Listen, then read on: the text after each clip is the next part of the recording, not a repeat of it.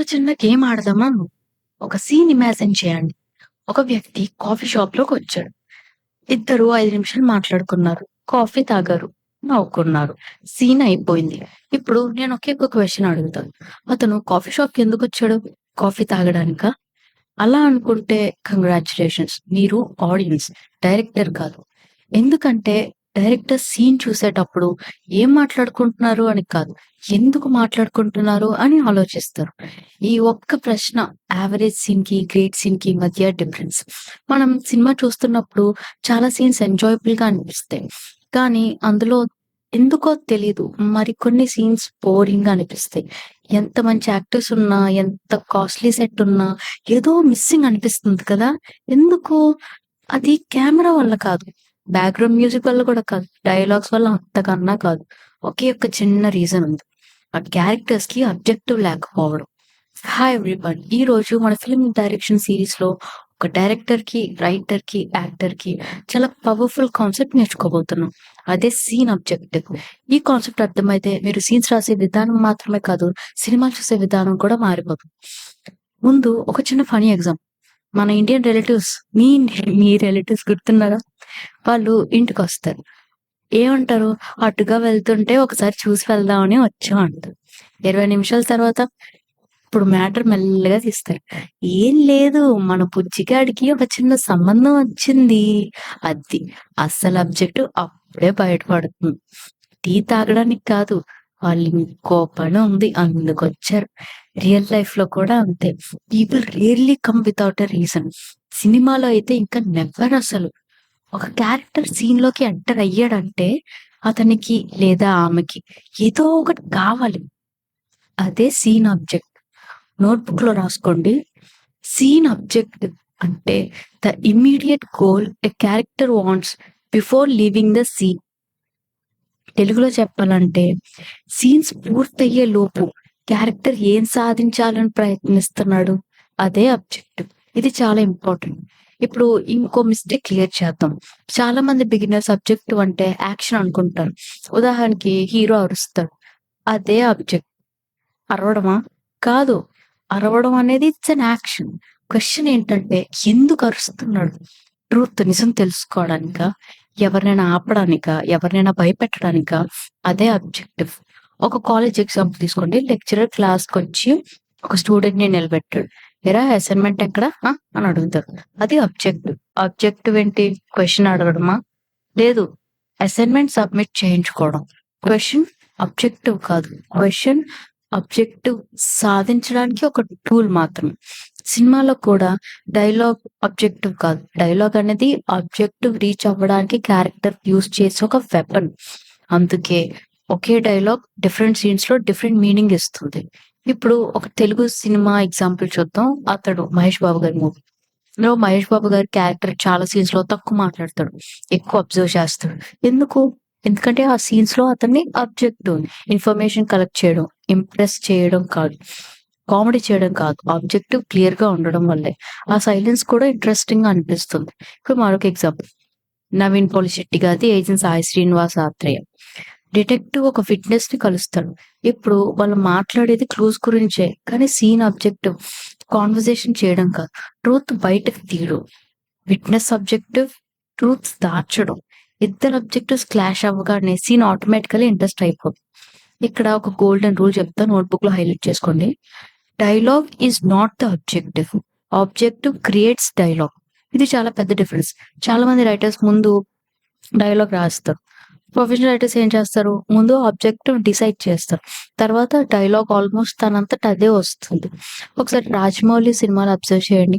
Character సీన్‌లోకి వచ్చాడంటే ఏదో సాధించడానికి వచ్చాడు. ఏ క్యారెక్టర్ కూడా టైమ్ పాస్ కోసం మాట్లాడడు. అందుకే ఆయన సీన్స్‌కి నేచురల్ మొమెంటమ్ అనేది ఉంటుంది.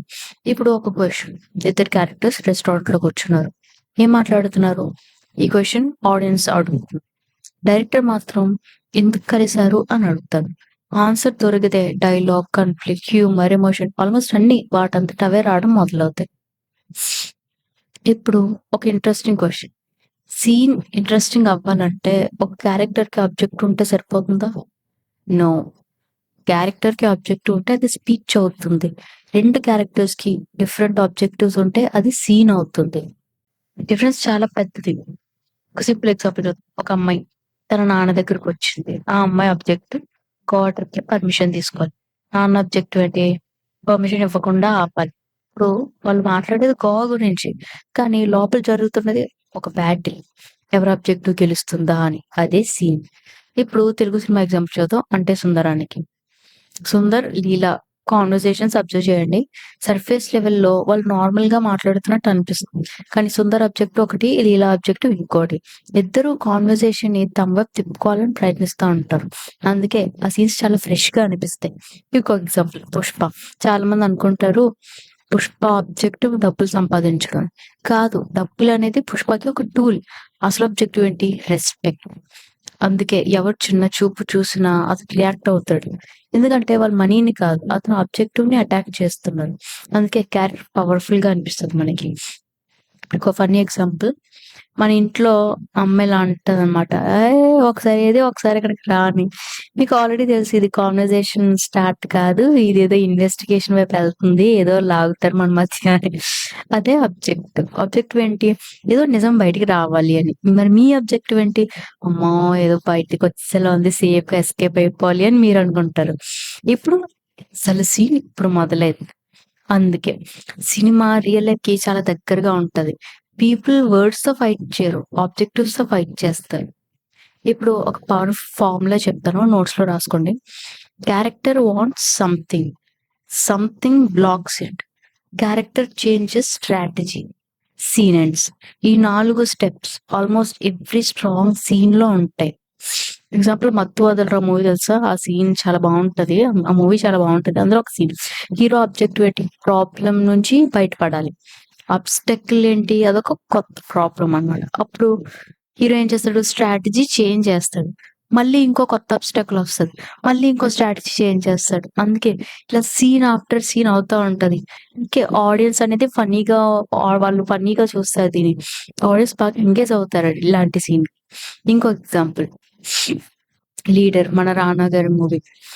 ఆ సినిమాలోని రానా పొలిటికల్ డెసిషన్స్ అబ్జర్వ్ చేయండి. ఒక్క సీన్‌లో అతను ఏదో ఒక డెసిషన్ తీసుకోవడానికొస్తాడు. ఆబ్జెక్టివ్ క్లియరే. కానీ పాలిటిక్స్ అదే ఆబ్స్టికల్స్. అందుకే ప్రతి సీన్ ఫార్వర్డ్ మూవ్ అవుతూ ఉంటుంది. ఇప్పుడు ఒక బిగినర్ మిస్టేక్. హీరో రూమ్‌లోకొచ్చాడు. ఓ 10 నిమిషాలు మాట్లాడాడు. ఇన్ఫర్మేషన్ చెప్పాడు, ఎళ్ళిపోయాడు. క్వెషన్ సీన్ ఎందుకుంది? తెలీదు. ఎందుకంటే క్యారెక్టర్ ఆబ్జెక్టివ్ లేదు. రైటర్‌కి, ఆడియన్స్‌కి ఇన్ఫర్మేషన్ ఏదో చెప్పాలి. అందుకే క్యారెక్టర్‌ని పంపించాడు. ఇది బిగినర్ రైటింగ్ అన్నమాట. ఇది కరెక్ట్ కాదు. ప్రొఫెషనల్ రైటింగ్‌లో వాళ్ళెలా రాస్తారు? పోలీస్ ఆఫీసర్ సీన్‌లోకొస్తాడు. కేస్ ఎక్స్‌ప్లెయిన్ చేయడానికి కాదు, హీరోని అరెస్ట్ చేయడానికి, లేదా ఒక కన్ఫెషన్ తీసుకోవడానికి, లేదా ఏదో ఎవిడెన్స్ రికవర్ చేయడానికి. ఇక్కడ ఆబ్జెక్టివ్ క్లియర్. అప్పుడు ఇన్ఫర్మేషన్ కూడా న్యాచురల్లీ బయటకొస్తుంది. ఆడియన్స్‌కి లెక్చర్ విన్న ఫీలింగ్ రాదు. ఇప్పుడు డైరెక్టర్ సుకుమార్ తెలుసా? సుకుమార్ గురించి ఒక ఇంట్రెస్టింగ్ అబ్జర్వేషన్ చేద్దాం. సుకుమార్ గారి క్యారెక్టర్స్ అనేవి చాలా ఇంటెలిజెంట్‌గా రాస్తారు. ఎందుకంటే వాళ్ళు డైరెక్ట్‌గా ఆబ్జెక్టివ్ అచీవ్ చేయరు. స్ట్రాటజీ మార్చుకుంటూ ఉంటారు.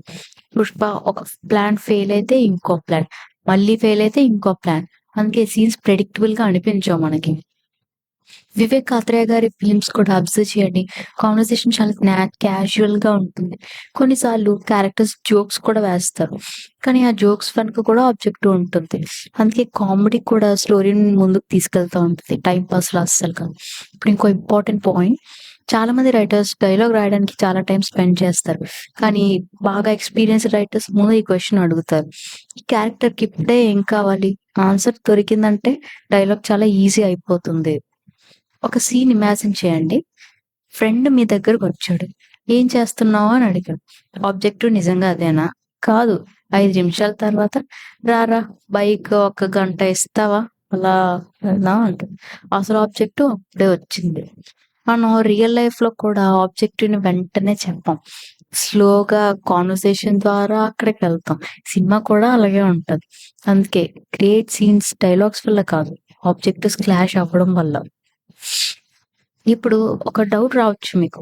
అంటే ప్రతి సీన్‌లో ఆబ్జెక్టివ్ ఉండాలా అని. నా ఆన్సర్ యెస్. 100% అవును ఉండాలి. ప్రతి ఆబ్జెక్టివ్ లైఫ్ చేంజింగ్ అయి ఉండాల్సిన అవసరం లేదు. కొన్ని ఆబ్జెక్టివ్స్ చాలా చిన్నగా కూడా ఉంటాయి. ఫర్ ఎగ్జాంపుల్ ఒక క్యారెక్టర్ ఫోన్ ఛార్జర్ వెతుకుతున్నాడు, అదే ఆబ్జెక్టివ్. మరో క్యారెక్టర్ ఆ ఛార్జర్ ఇవ్వకూడదు అనుకుంటాడు, చిన్న ఆబ్జెక్టివ్, కానీ కాన్ఫ్లిక్ట్ వచ్చింది, సీన్ మొదలైంది. ఆబ్జెక్టివ్ పెద్దదా చిన్నదా అనేది ఇంపార్టెంట్ కాదు, క్యారెక్టర్ కి ఏదో ఒకటి కావాలి, అదే ఇంపార్టెంట్. ఇప్పుడు చాలా మంది బిగినర్స్ చేసే బిగ్గెస్ట్ మిస్టేక్ గురించి మాట్లాడు. వాళ్ళు క్యారెక్టర్స్ ని సీన్ లోకి పంపేది ఇన్ఫర్మేషన్ చెప్పడానికి. హీరో వస్తాడు, బ్యాక్ స్టోరీ చెప్పేస్తాడు, విలన్ వస్తాడు, ప్లాన్ ఎక్స్ప్లెయిన్ చేస్తాడు, పోలీస్ వస్తాడు, కేస్ ఎక్స్ప్లెయిన్ చేస్తాడు, సీన్ అయిపోయింది. ఇంక ఈ సీన్ అయిపోయాక మరి నువ్వు నేను అందరం కలిసి ఆ ఆటలో కొరకపెట్టి హ్యాపీగా నిద్రపోతాం. ఎందుకంటే అది సీన్ కాదు బాపు, అది అది లెక్చర్, అదొక ప్రెజెంటేషన్, అదొక సెమినార్, ఎవరికి అవసరం లేదు అది. కానీ ప్రొఫెషనల్ రైటింగ్ ఎలా ఉంటది, క్యారెక్టర్ సీన్ లోకి వస్తాడు, ఎందుకంటే అతనికి అది కావాలి. ఆ ఆబ్జెక్టివ్ అచీవ్ చేసే ప్రాసెస్ లోనే ఇన్ఫర్మేషన్ బయటకు వస్తుంది, ఆడియన్స్ కి లెక్చర్ విన్న ఫీలింగ్ ఉంటుంది. ఇప్పుడు త్రివిక్రమ్ సినిమాలు అబ్జర్వ్ చేయండి, చాలా మంది ఆయన డైలాగ్స్ మాత్రమే నోటీస్ చేస్తారు, కానీ ఆ డైలాగ్స్ వెనుక ఆబ్జెక్టివ్స్ చాలా స్ట్రాంగ్ గా ఉంటాయి. అందుకే ఫన్నీ డైలాగ్ అయినా సీన్స్ ని ఫార్వర్డ్ ముందుకు తీసుకెళ్తుంది. కామెడీ కోసం కామెడీ కాదు. శేఖర్ కమల సినిమాలు కూడా అలాగే, క్యారెక్టర్స్ చాలా సింపుల్ గా మాట్లాడతారు, రియల్ లైఫ్ లాగా, కానీ ప్రతి కాన్వర్సేషన్ వెనక ఒక ఎమోషనల్ ఆబ్జెక్టివ్ ఉంటుంది. అందుకే ఆయన సీన్స్ చాలా ఆనెస్ట్ గా అనిపిస్తాయి మనకి. కానీ నాగార్జున సినిమాల్లో వరల్డ్ బిల్డింగ్ ఎంత పెద్దదైనా క్యారెక్టర్స్ కి ఆబ్జెక్టివ్ క్లియర్ గా ఉంటుంది. ఆబ్జెక్టివ్ క్లియర్ ఉంటే ఆడియన్స్ కూడా సీన్ ని ఈజీగా ఫాలో అవుతారు. ఇప్పుడు ఈ లెసన్ లో నాకు పర్సనలీ చాలా ఇష్టమైన లైన్ చెప్తాను. Dialogue is not the objective, objective creates the dialogue. ఈ ఒక్క లైన్ మీ డైలాగ్ రైటింగ్ ని కంప్లీట్ మార్చేస్తుంది. ఎందుకంటే ఇక్కడ నుంచి మీరు డైలాగ్ రాసే ముందు ఈ క్వశ్చన్ అడుగుతారు, ఈ క్యారెక్టర్ కి ఏం కావాలి అని. ఆన్సర్ దొరికిందంటే డైలాగ్ ఆల్మోస్ట్ తనంతట అదే వస్తుంది. ఇప్పుడు ఒక చిన్న ఎక్సర్సైజ్, ఈ రోజు నుంచి మీరు ఏ సినిమా చూసినా ఒక పని చేయండి. సీన్ స్టార్ట్ అయింది, పాజ్ చేయండి. ముందు హీరోకి ఆబ్జెక్టివ్ ఏంటి, విలన్ కి ఆబ్జెక్టివ్ ఏంటి, సపోర్టింగ్ క్యారెక్టర్ ఆబ్జెక్టివ్ ఏంటి అని గెస్ చేయండి. సీన్ అయిపోయాక మీ గెస్ కరెక్ట్ అయిందో లేదో చూసుకోండి. బిలీవ్ మీ, ఈ ఒక్క హ్యాబిట్ మీ థింకింగ్ ని కంప్లీట్ చేంజ్ చేసేస్తుంది. ఇంకొక ఇంట్రెస్టింగ్ అబ్జర్వేషన్ చెప్తాం. ఆడియన్స్ సీన్ చూస్తున్నారు, రైటర్ ఏంటి డైలాగ్ చూస్తాడు, డైరెక్టర్ ఏం చేస్తాడు ఆబ్జెక్టివ్ చూస్తాడు. అందుకే మీరు డైరెక్టర్ అవ్వాలనుకుంటే డైలాగ్ వినడం కంటే క్యారెక్టర్స్ ఏం సాధించాలని ప్రయత్నిస్తున్నారో అబ్జర్వ్ చేయండి. చివరిగా ఈ రోజు లెసన్ నుంచి ఒక్క విషయం మాత్రమే గుర్తుపెట్టుకోండి, every character enters a scene because they want something. అది మనీ కావచ్చు, రెస్పెక్ట్ కావచ్చు, ట్రూత్ కావచ్చు, లవ్ కావచ్చు, ఫర్గివ్నెస్ కావచ్చు, రివెంజ్ కావచ్చు, ఏదైనా కావచ్చు, కానీ ఏదో ఒకటి మాత్రం వాళ్ళకి కావాలి. అది లేకపోతే సీన్ నడవదు. ఈ వీడియో మీకు యూస్ఫుల్ అనిపిస్తే లైక్ చేయండి. కమెంట్ సెక్షన్ లో మీకు బాగా ఇష్టమైన తెలుగు సినిమా సీన్ ఒకటి చెప్పండి. ఆ సీన్ లో హీరో ఆబ్జెక్టివ్ ఏంటి, ఇంకో క్యారెక్టర్ ఆబ్జెక్టివ్ ఏంటి అని మీరు అనలైజ్ చేసి కమెంట్ చేయండి. కొన్ని ఇంట్రెస్టింగ్ కమెంట్స్ ని నెక్స్ట్ వీడియోలో డిస్కస్ చేద్దాం. Film direction, screen writing, story telling, film making గురించి ఇలాంటి ప్రాక్టికల్ సెషన్స్ కోసం సబ్స్క్రైబ్ చేయండి, బెల్ ఐకాన్ క్లిక్ చేయండి. ఇక మనం నెక్స్ట్ లెసన్ లో character want versus character need గురించి నేర్చుకుందాం. చాలా మంది రైటర్స్ ఈ రెండింటిని ఒకటే అనుకుంటారు, కానీ క్యారెక్టర్ వాంట్ ఒకటి, క్యారెక్టర్ నీడ్ ఇంకొకటి. ఈ రెండింటి మధ్య డిఫరెన్స్ అర్థమైతే ఎందుకు కొన్ని ప్రొటాగనిస్ట్స్ మనకి జీవితాంతం గుర్తుండిపోతారు, ఎందుకు కొన్ని క్యారెక్టర్స్ మాత్రం సినిమా అయిపోయిన వెంటనే మర్చిపోతామో మీకు పూర్తిగా అర్థమవుతుంది. అది స్క్రీన్ ప్లే రైటింగ్ లోనే కాదు, క్యారెక్టర్ డిజైన్ లో కూడా ఒక game changing concept. Until then observe more, think like a director, tell better stories. Thanks for watching. See you in the next video.